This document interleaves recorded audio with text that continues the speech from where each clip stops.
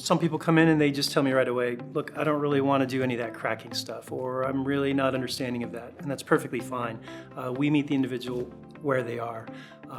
Everybody's chiropractic experience is not going to be quite the same. So for those people that are just a little fearful of it, we completely meet them right there and help them to understand that that's perfectly okay.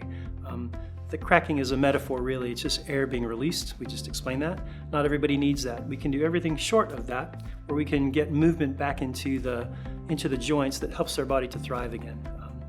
People seem to think that chiropractic is taking a bone that's out of place and putting it back, and that's an old way of thinking.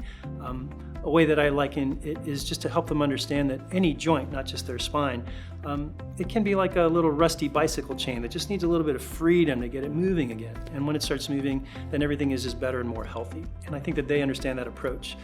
So the chiropractic adjustment, the cracking, doesn't really need to happen. So long as we're getting motion where motion didn't exist is really comforting for them, and they realize that if they ever wish, they can always ask more about, hey, could we revisit that in the future and see if it's something that they're into.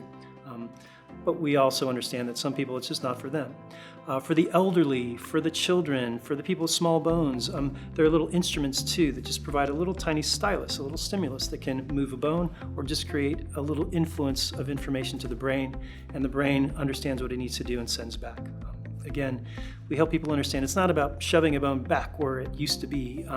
It's really sending information to the brain, and the brain will look down and say, oh, let me figure out what I need to do and make calculations to correct it. That's really what the chiropractic adjustment is all about.